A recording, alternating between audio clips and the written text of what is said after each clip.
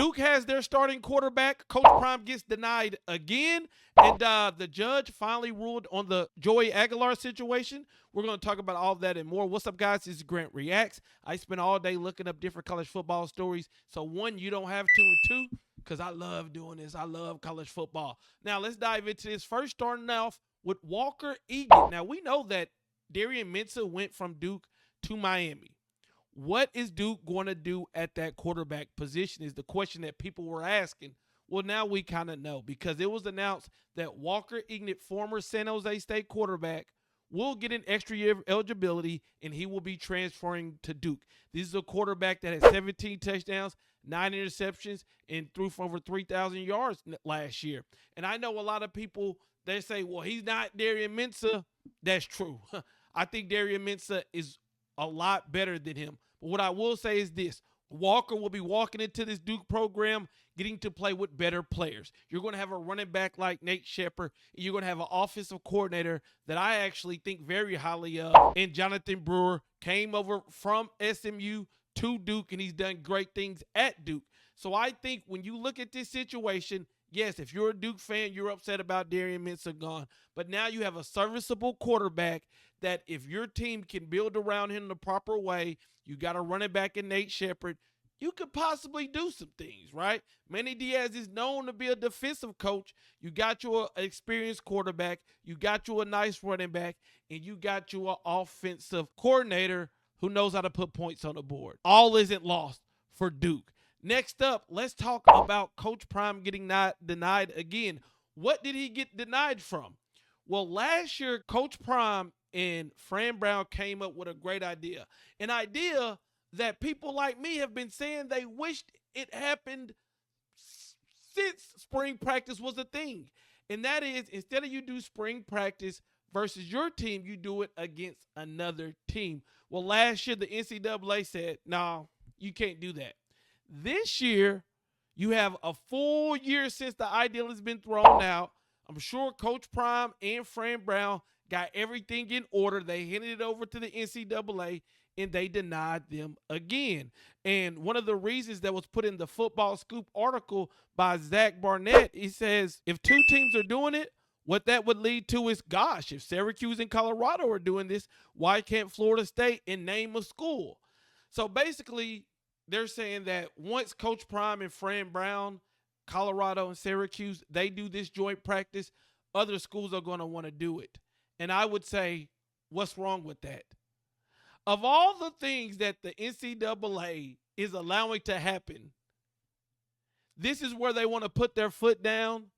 You got Miami and Indiana playing for a national championship in the middle of their recruiting class coming in the middle of the transfer portal, and you're worried about what these teams doing during the spring? I would say, for somebody like me who loves the sport, if you run it the traditional way, I'm going to look at it and watch it, and I'm going to love it. But if you got two separate teams getting to practice against each other one-on-ones, doing the game, basically similar to the NFL, because that's kind of what the sport is headed to, it would be amazing for college football and for college football junkies like me and you. But they don't care about that. They're going to put their foot down, and it's not going to happen. Hopefully, at some point, we can get a spring practice where we have two separate teams going toe-to-toe. Now, the judge, the committee, they put their foot down on this. Well, this week, they were trying to stop Joey Aguilar, former Tennessee quarterback, from getting another year. And it was announced today that Joey Aguilar, he's probably going to be headed to the NFL because the judge denied Tennessee's quarterback Joey Aguilar's eligibility bid. Here's what ESPN had to say. A Tennessee state judge Friday denied Tennessee quarterback Joey Aguilar's request for a preliminary injunction to play for the Volunteers this season, effectively ending his career. Now, I'm going to save you a lot of time. Basically, Joey was arguing that his his JUCO years shouldn't count. He didn't get a chance to take advantage of the NIL, very similar to what Diego Pavia stated And this time the judge said no.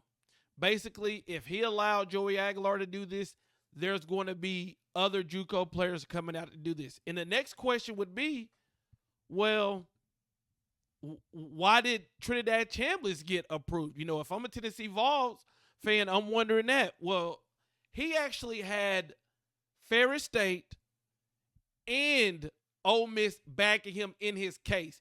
And he had a medical condition. They brought forms. They brought everything they needed to defeat the NCAA and to get the eligibility for Trinidad Chambliss.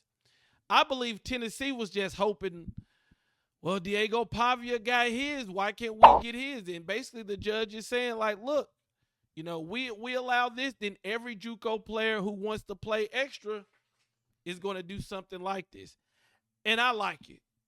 You know, I think this sucks for Tennessee fans, but I think if you didn't have a medical condition that you can prove with medical visits, with documentation, then what are you doing in court? You're just asking, well, you're just asking.